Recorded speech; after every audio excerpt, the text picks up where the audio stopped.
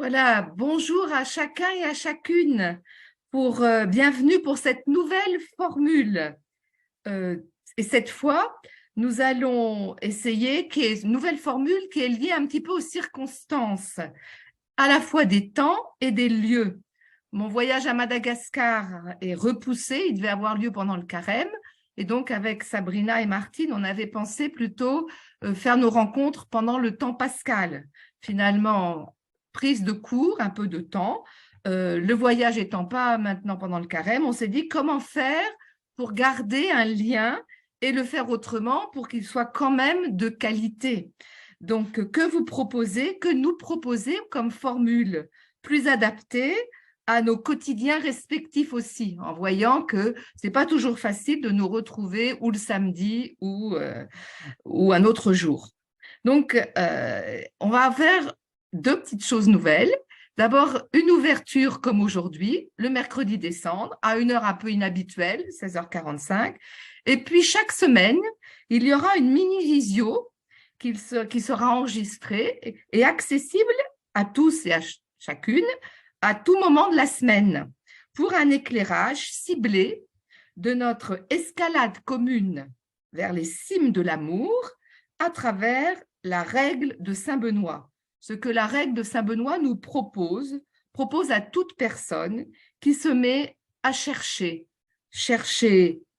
un sens à sa vie, chercher la vie, chercher Dieu, chercher à donner réponse qui rend heureux. Donc, Benoît s'adresse à qui que tu sois, comme il dit, qui renonce, il faut quand même renoncer à une chose, peut-être l'essentiel, sa volonté propre.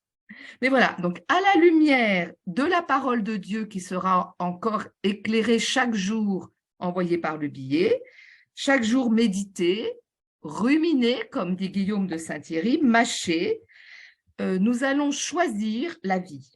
Nous allons à la fois nous mettre à l'école de Saint-Benoît, emprunter cette escalade pascale en cordée, une cordée qui sera souple mais sécurisée, car le premier de cordée, c'est le Christ qui marche devant nous et qui ouvre ce chemin vers les plus hautes cimes, dit Saint-Benoît. Donc, le souci, c'est de nous mettre en route. Alors, c'est pour ça qu'on s'est dit, carrément, le mercredi décembre, dès aujourd'hui, nous nous mettons en route, nous nous sommes mis en route et être ensemble, c'est une force. Donc, nous nous mettons en route dès aujourd'hui, en ce jour qu'on appelle le mercredi des cendres. Alors, je suppose que tout le monde sait ce que veut dire le mercredi des cendres, puisqu'on reçoit sur le front la croix marquée avec les cendres, qui sont la cendre du buis des rameaux de l'année d'avant, et qui, avec cette parole que moi je trouve préférable à « tu es poussière et tu redeviendras poussière », convertis-toi et crois à l'évangile. Petite formule que j'aime bien inverser. Crois à l'évangile et convertis-toi. Bien sûr, c'est à double sens. Mais je pense que la première source, c'est l'évangile, c'est la parole du Christ, c'est cette bonne nouvelle à laquelle nous sommes invités, de laquelle nous vivons et à laquelle nous sommes conviés par l'écoute. Donc, crois à l'évangile et convertis-toi. La conversion naît de l'écoute, de la réception de la parole de Dieu, de l'évangile, de la bonne nouvelle.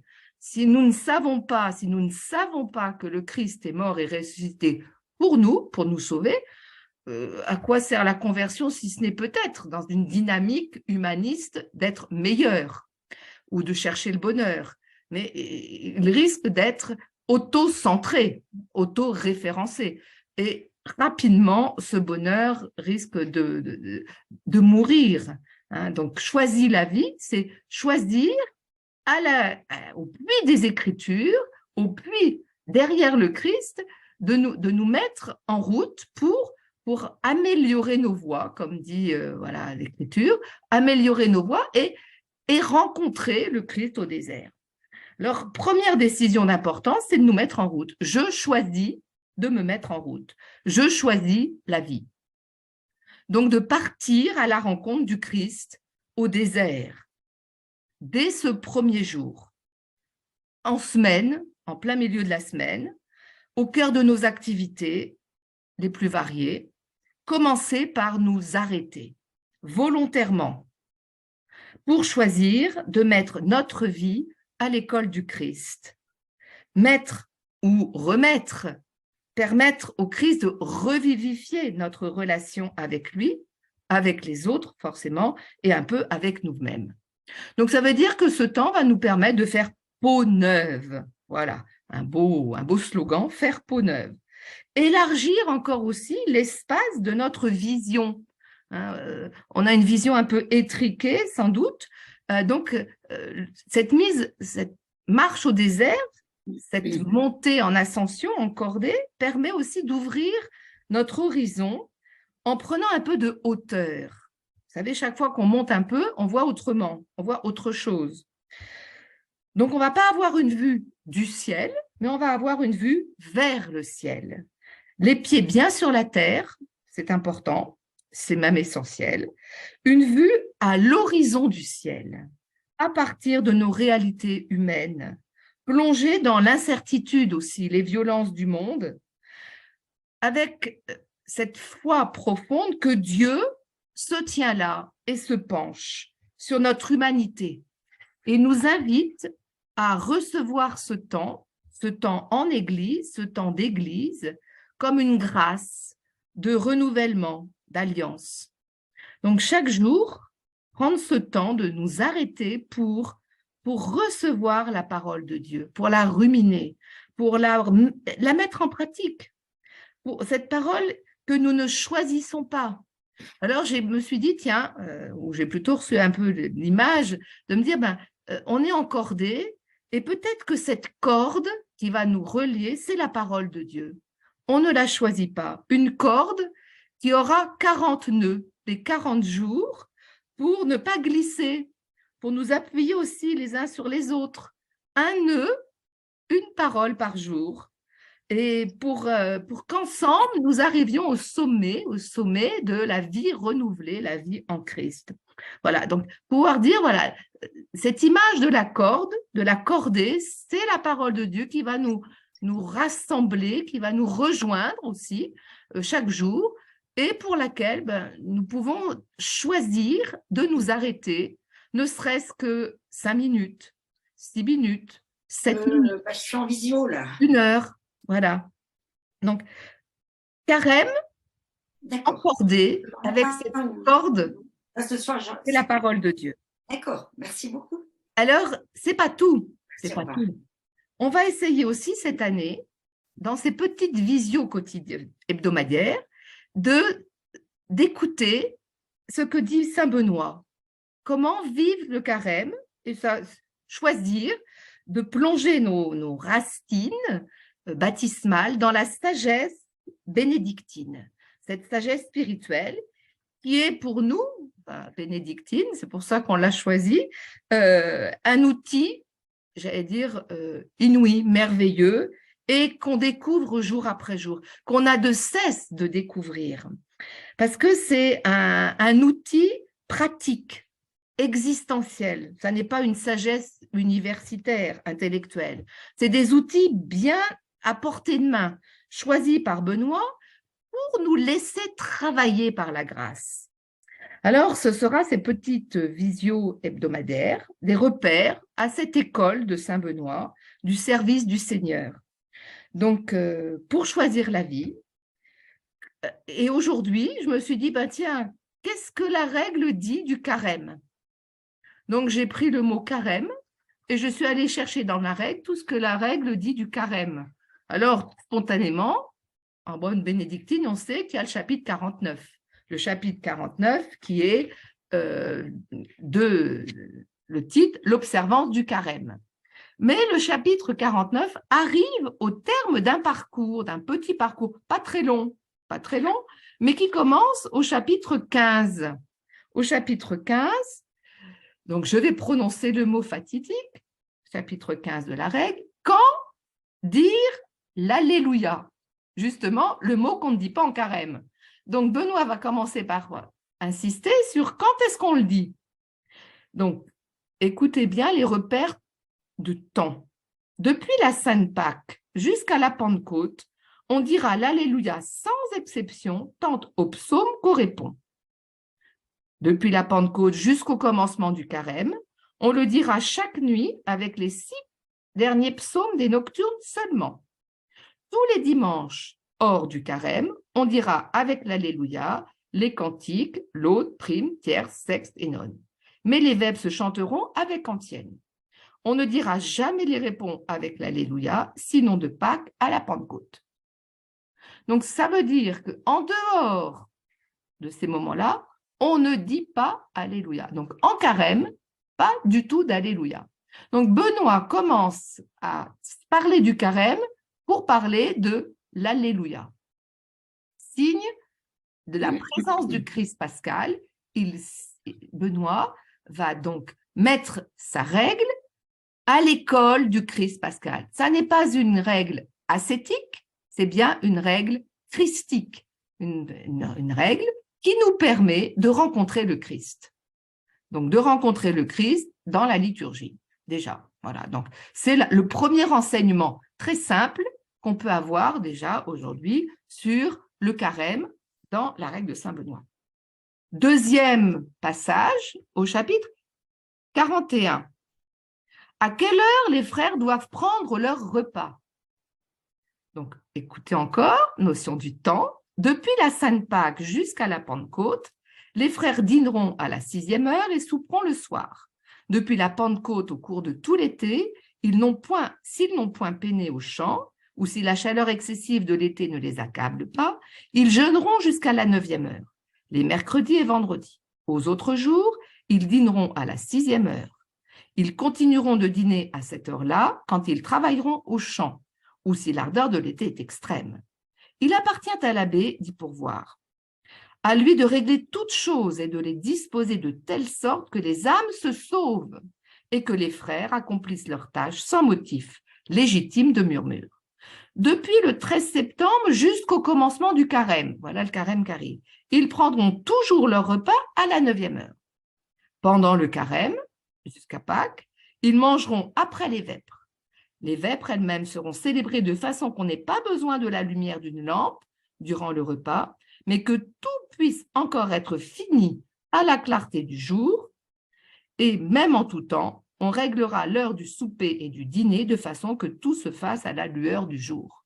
Donc, deuxième fois où on parle du carême, c'est pour fixer l'heure du repas.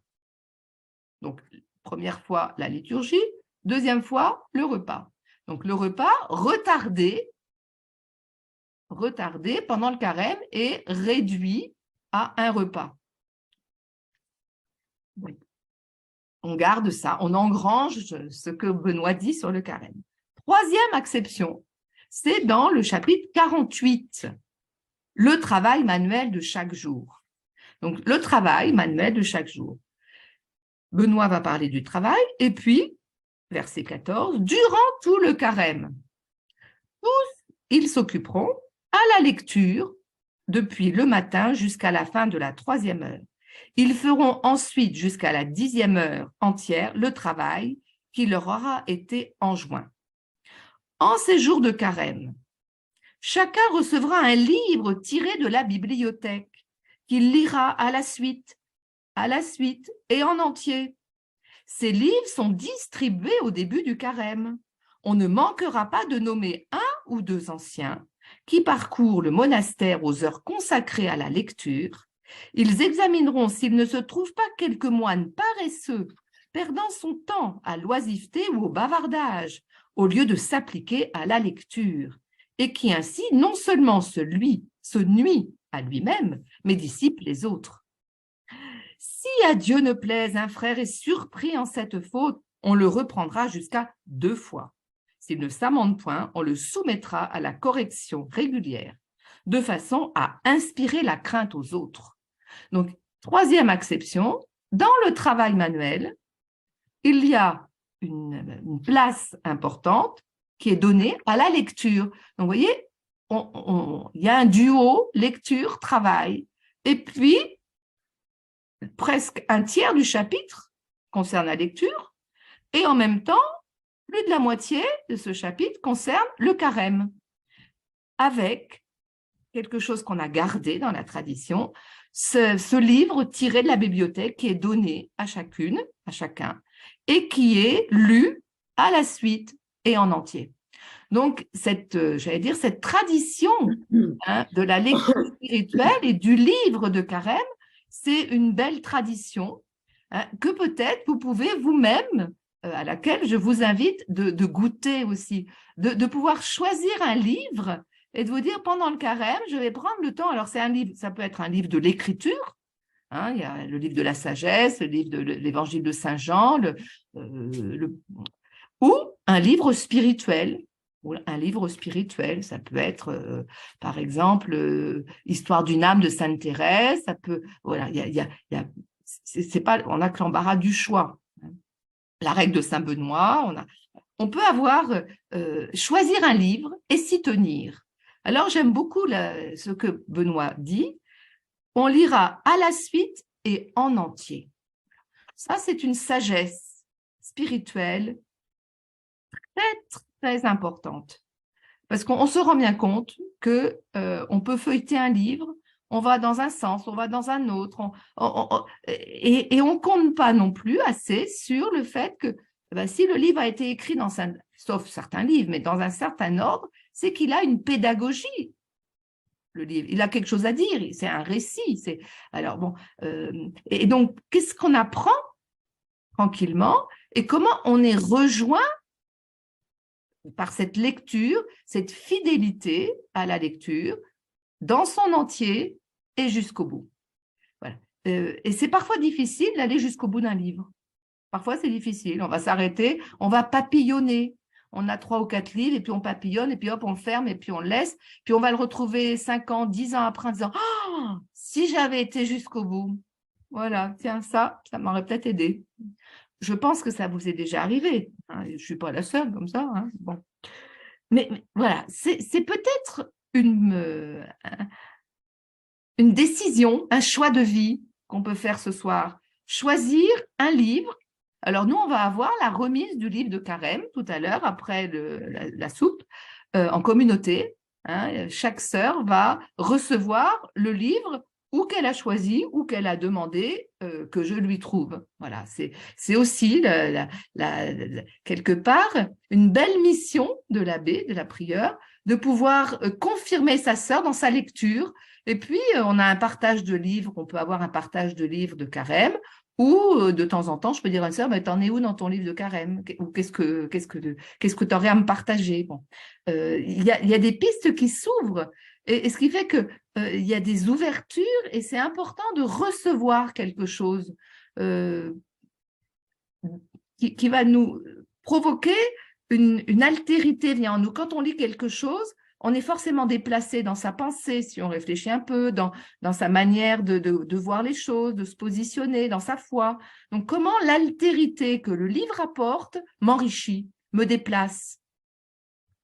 Donc, voilà pour le chapitre 48. Vous voyez, on est déjà enrichi du chapitre 15, la liturgie, du chapitre 41, les repas, et du chapitre 48, la lecture et le travail.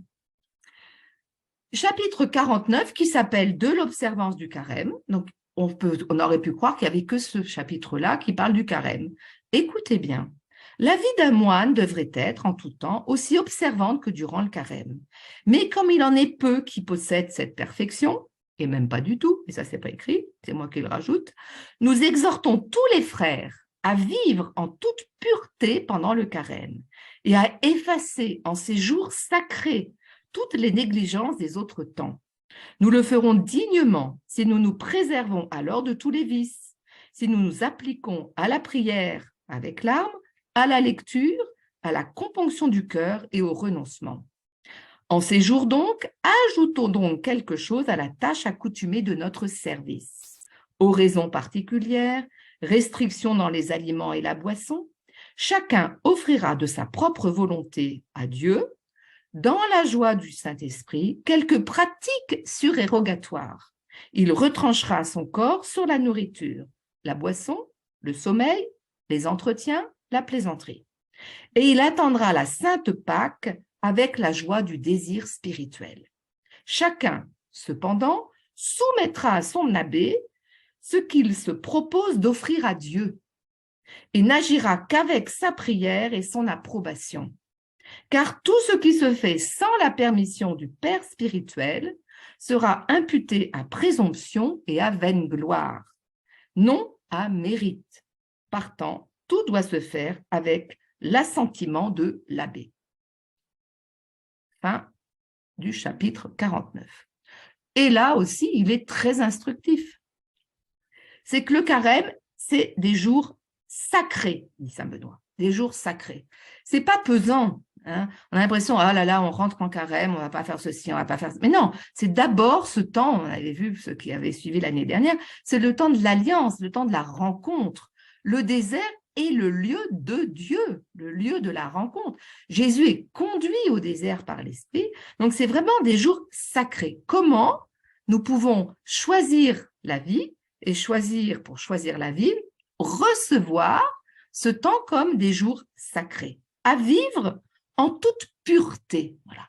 Une dimension peut-être un peu désuète, la pureté du cœur.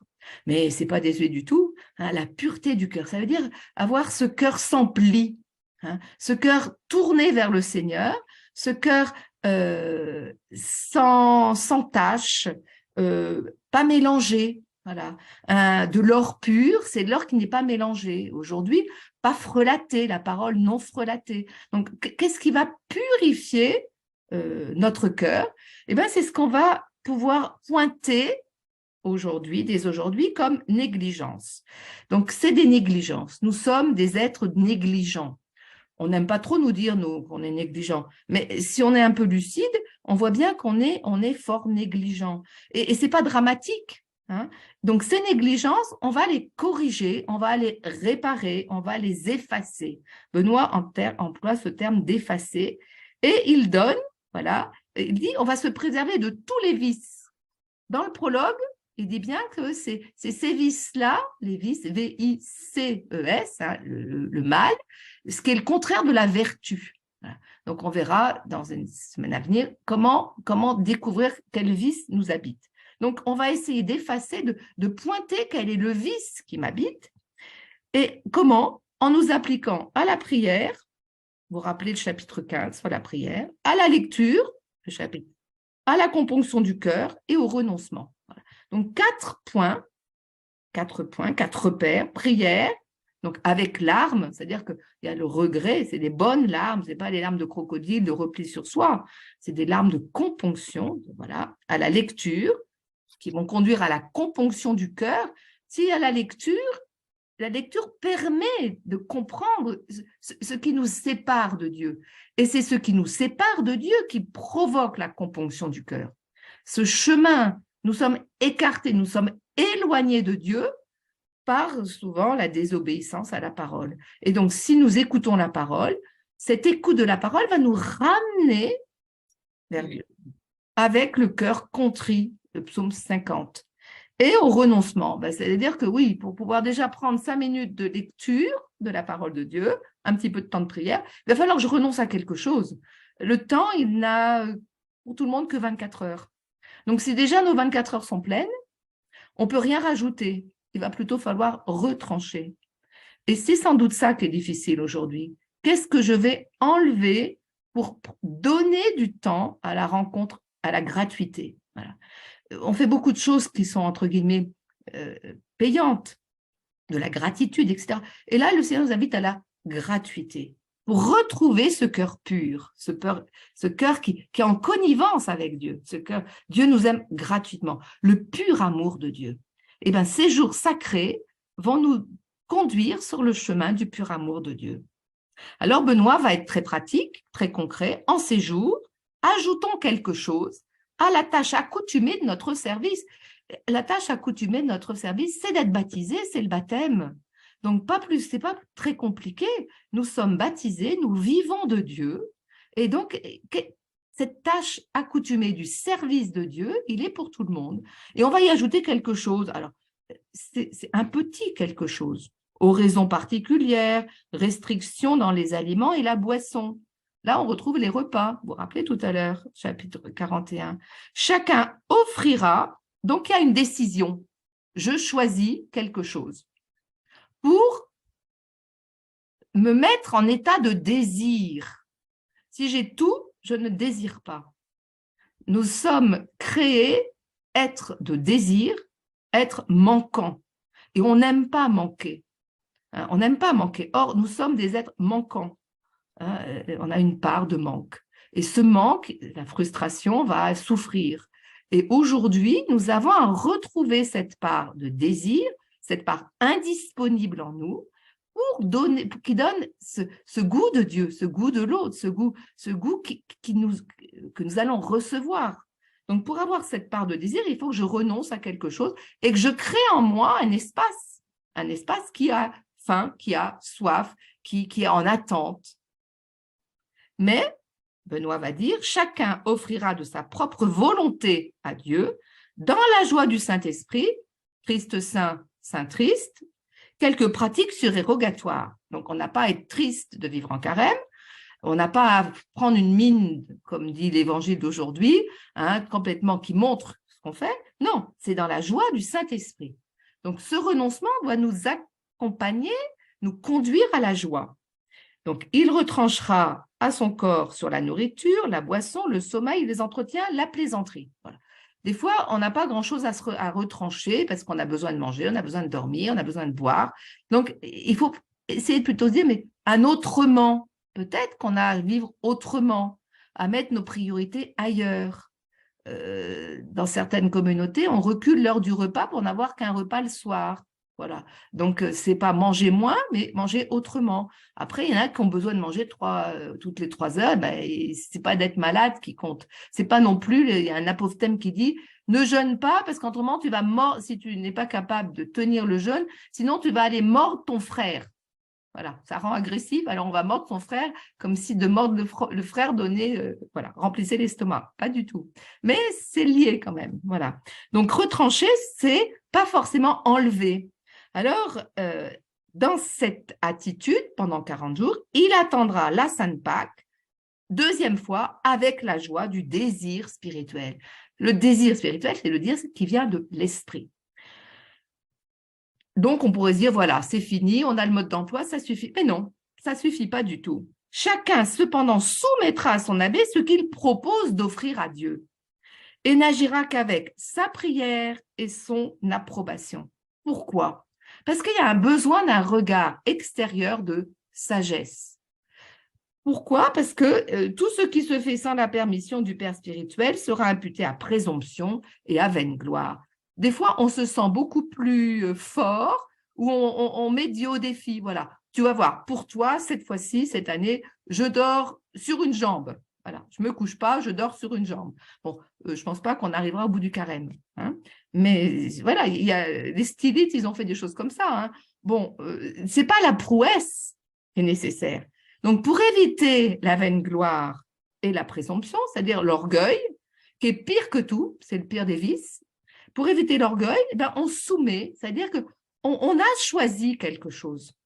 On l'a choisi, on l'a pour nous écrit, c'est ce qu'on appelle dans notre jargon la cédule de carême. Donc, on écrit une petite lettre avec ce qu'on décide, ce qu'on se propose, ce qu'on propose à Dieu de faire, mais à la lumière de la parole et de l'Esprit Saint. On le propose, on l'écrit et on le soumet à la prière et à l'approbation de la prieure. Voilà. Donc, la prieure, elle reçoit toutes les petites lettres des sœurs. C'est un moment qui est très, très beau dans une communauté parce que, voilà, c'est là qu'on sent la perle précieuse de chacune qui à ce moment-là, elle est dans un état de pureté, de désir.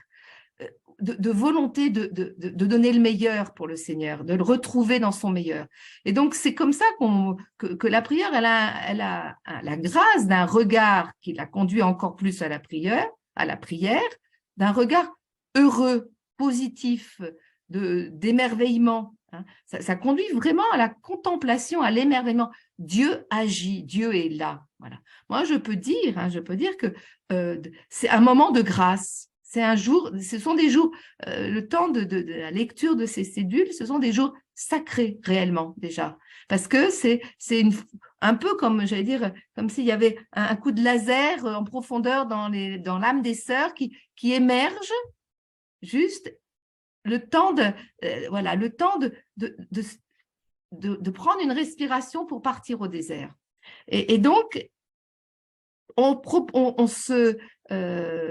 prière de la prieure est aussi quelque part pour Benoît l'assurance que finalement l'abbé il n'a que ce rôle-là, ce rôle de prière.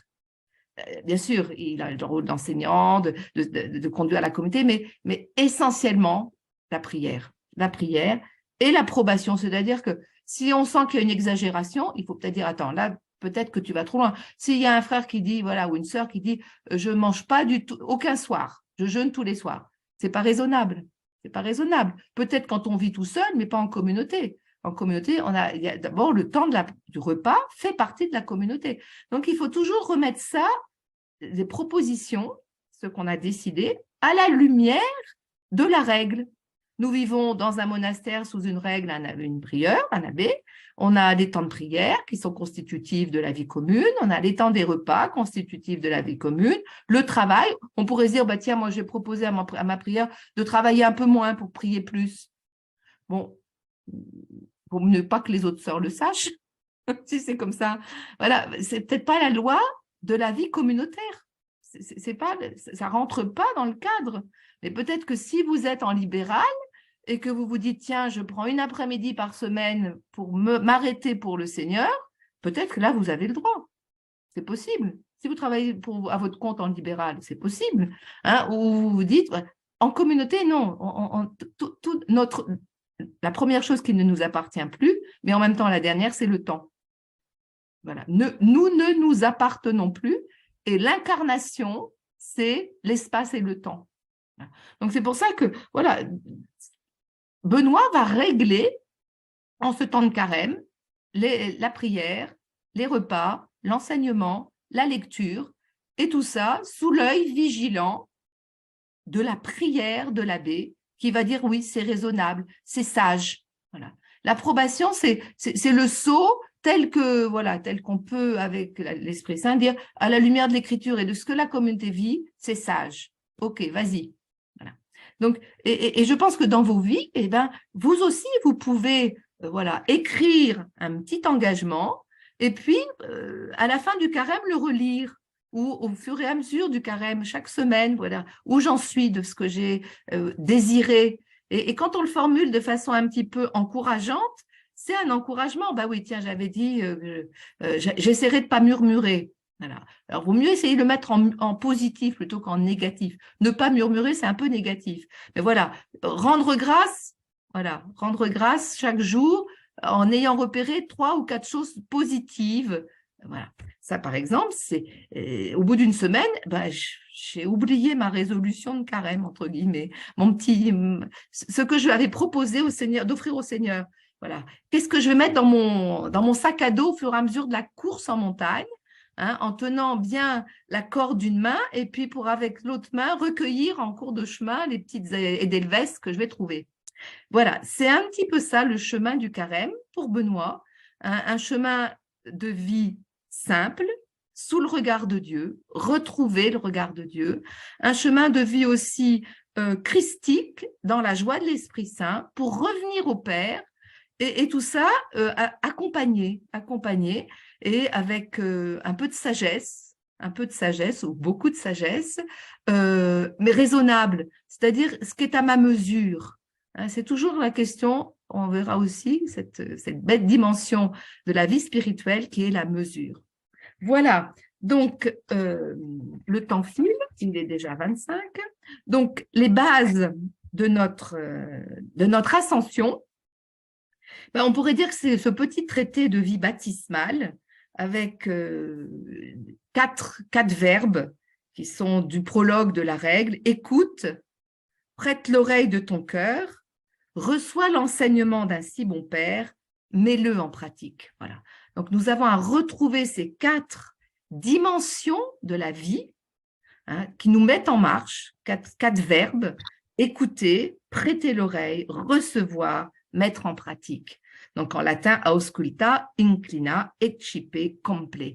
Donc, il y a une ressaisie de tout l'être, et si vous prenez ces 4 verbes comme repère, comme lumière dans l'ascension, vous verrez qu'on les retrouve dans la parole de Dieu, dans les psaumes, dans la vie quotidienne, voilà. Et donc, c'est des repères qui vont nous être des petits clignotants. Tiens, allez, je suis là. À chaque fois qu'on va rencontrer un petit clignotant, c'est Dieu qui me dit, hé, je suis là, debout, marche, n'aie pas peur. Voilà. Donc, en route pour cette ascension encordée. Et puis, je vous souhaite, voilà, pour ce carême, on verra comment on se retrouve.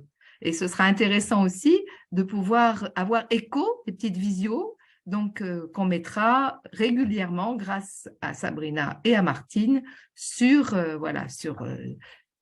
en ligne, YouTube ou sur notre site de la congrégation.